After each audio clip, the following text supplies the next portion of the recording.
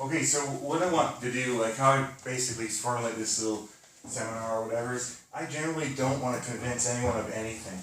I'm not here to make you believe anything.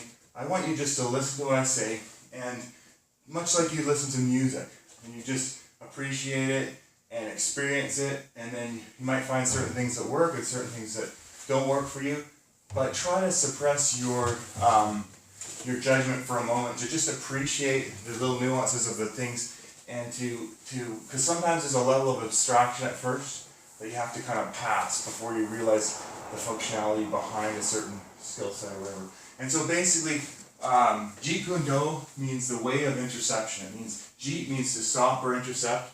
Kun means basically a hand or a limb, and Do means the way. So the primary thing we do is the core of it all is interception, right? Bruce Lee was very good at interception.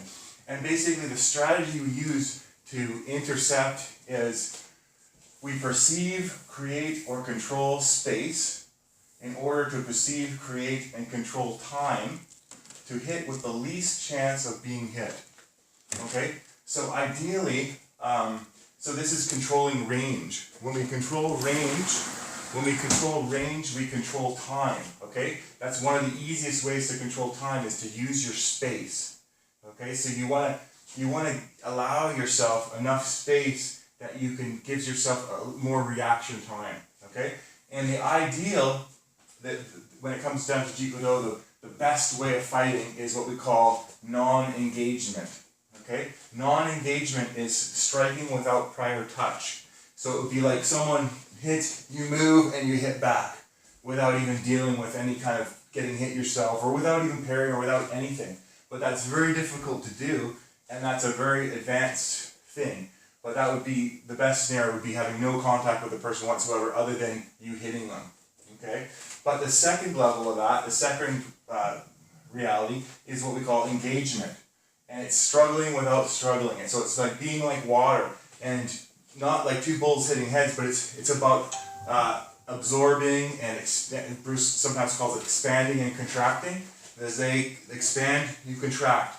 As they contract, you expand. So you're like a mirror to them. You're dealing with all the spaces, and you're exploiting them, right? So, but in that situation, engagement, you might be using things like parries. You might be using various things where you're gonna have contact with them. So it's because it's not always easy to just get someone without interacting with them at all. So we use drills, like one of the drills is before, during, and after. It's basically, we start off with learning about the ranges, okay? So the common range that we want to avoid is what we call the trader's range, okay? So all too often, people come into each other's faces, and one person hits, and the other person has no reaction time at all. It's just physically impossible to react when they're that close to you already, and especially if they have their hands up and you don't.